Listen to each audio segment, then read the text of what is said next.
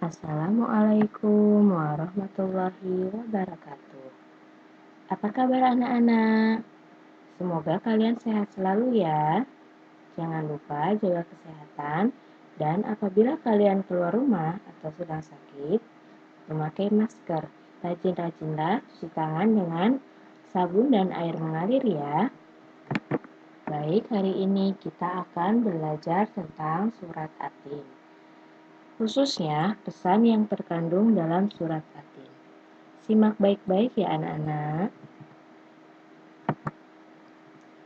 Nah, sebelumnya Butia mau tanya dulu nih. Kalian sudah hafal semua belum surat At-Tin? Butia berharap sekali kalian semua sudah hafal, lancar, dengan tajwidnya, fasih. Surat At-Tin tolong dihafalkan benar-benar ya. Silahkan diamalkan ketika kalian sholat. Sebenarnya apa isi kandungan surat At-Tin? Yuk, kita simak materi berikut ini. Nah, sebelumnya, ada pertanyaan, mengapa dinamakan surat At-Tin? Nah, surat ini dinamakan At-Tin diambil dari kata Atin yang terdapat pada ayat pertama, yang artinya buah tin. Surat At-Tin adalah surat ke-95 dalam Al-Quran yang berjumlah 8 ayat dan termasuk golongan surat yang turun di Mekah atau disebut juga surat Makkiyah. Nah, sebelumnya mari kita baca bersama-sama dengan lantang dan sesuai dengan kaidah tajwid dan yang benar.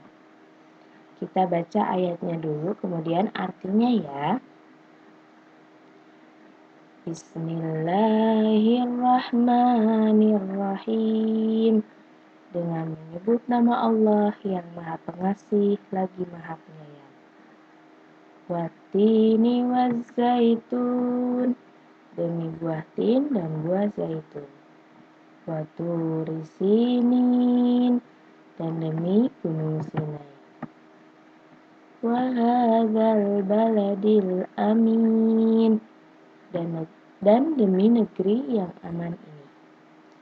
Laqad khalaqnal insana fi ahsani taqwim.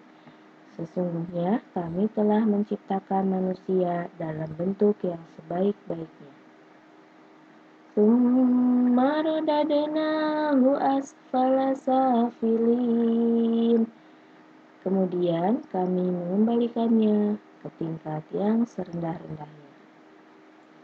Illalladzina amanu wa amilus sholihati falahum ajrun ghairu mamnun. Kecuali orang-orang yang beriman dan mengerjakan amal soleh, maka baginya pahala yang tiada putus-putusnya. Fama yukadzibuka ba'du biddin. Maka, apakah yang membuatmu mendustakan hari pembalasan sesudah itu? Alaihissallahu biahkamil hakimin. Bukankah Allah Subhanahu wa Ta'ala adalah hakim yang paling adil? Nah, anak-anak, demikianlah bacaan surat At-Tin dan artinya ya. Kita amati gambar yang ada di depan kalian. Nah, gambar yang sebelah kiri di sini adalah buah tin. Gambar yang sebelah kanan itu buah zaitun. Apakah kalian sudah pernah melihat buah tin dan buah zaitun? Pasti kalian sudah pernah melihatnya ya. Oke, kita simak kandungan makna surat At-Tin ayat pertama. Tin adalah buah yang enak dan lembut serta cepat dicerna. Buah tin juga menjadi obat yang banyak manfaatnya. Memperhalus fisik, mengencerkan dahak, membersihkan ginjal, menghancurkan batu pada saluran air seni, menggemukkan badan, dan dapat melonggarkan rongga hati dan limpa. Sedangkan buah zaitun adalah buah yang memiliki keistimewaan karena kandungan minyaknya yang berlimpah, sehingga dapat dipergunakan di daerah yang kurang memiliki minyak. Anak-anak, bukan hanya sekedar ini ya, manfaat dari buah tin dan buah zaitun. Masih banyak lagi. Betapa besarnya kekuasaan Allah. Allahu Akbar, Allah Maha Besar, Allah Maha Kuasa telah menciptakan buah tin dan buah zaitun dengan segudang manfaatnya. Maka dari itu, mari kita pergunakan apa yang Allah ciptakan ini dengan sebaik-baiknya. Baik, kita lanjut kandungan makna surat At-Tin ayat kedua. Gunung Sinai terletak di semenanjung Sinai, lintasan antara tanah Mesir ke Israel, Arab, dan Mesopotamia. Nah, apakah kalian pernah ke tanah Mesir? Atau ke daerah Arab, Mesopotamia? Ya, yang belum, semoga kita bisa segera ke sana ya. Amin. Gunung setinggi 2.285 meter ini juga dikenal dengan nama Jabal Musa, yaitu Gunung Nabi Musa.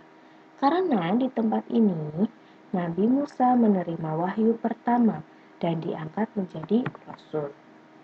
Pada malam Mi'raj Rasulullah SAW berhenti sebentar di tempat ini dan melaksanakan sholat sebagai penghormatan beliau pada kesucian tempat tersebut. Sebenarnya seperti apa sih ya bentuknya Gunung Sinai? Nah, anak-anak bisa melihatnya ya. Kurang lebih gambaran Gunung Sinai dari atas ini seperti ini tampilannya. Jadi kalian harus ingat Gunung Sinai itu tempatnya Nabi Musa pertama kali menerima wahyu dan diangkat menjadi Rasul ya. Oke, kita lanjut. Kandungan makna surat At-Tin ayat ketiga. Kota yang aman adalah kota Mekah. Kota ini disebut dengan kota yang aman karena siapapun yang memasukinya terjaga keamanan dan keselamatannya. Kota Mekah juga disebut sebagai Ummul Qura dan tanah yang aman. Kota ini banyak menyimpan sejarah sejak zaman Nabi Ibrahim alaihissalam. Nah, mari kita lihat gambaran kota Mekah yang aman ini ya. Cantik bukan? Masya Allah. Mudah-mudahan ya kita semua bisa ke sini menunaikan ibadah haji maupun umroh. Amin ya Allah, amin ya Rabbal Alamin. Baik, kita lanjut kandungan makna surat At-Tin ayat keempat. Allah Subhanahu wa Ta'ala menjadikan manusia dalam sebaik-baik bentuk. Proses kejadian manusia tidak sama dengan kejadian makhluk-makhluk lain. Manusia memiliki akal, jasmani, rohani, dan nafsu. Anggota tubuh manusia serasi dan seimbang, sehingga tampak indah, cantik, dan memudahkan untuk melakukan kegiatan. Sedangkan hewan hanya memiliki jasmani dan nafsu saja. Manusia harus mampu menjaga keseimbangan yang dimilikinya agar supaya menjadi mulia ya. Jadi anak-anak, marilah kita bersyukur kepada Allah karena kita sudah diberikan bentuk yang sebaik-baiknya bentuk. Kita sudah diberikan akal, jasmani, rohani, dan nafsu. Dan ingat, manusia itu makhluk Allah yang paling mulia di antara makhluk lainnya. Makhluk yang paling sempurna di antara makhluk yang Allah ciptakan.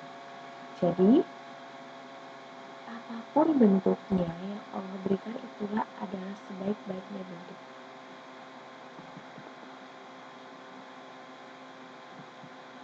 Nah, sekarang kita lanjutkan ya. Apabila manusia mengutamakan nafsunya, maka ia turun derajatnya seperti hewan. Nauzubillah min dzalik. Selain rohani, manusia dibekali dengan akal pikiran agar supaya dapat membedakan yang baik dan yang buruk.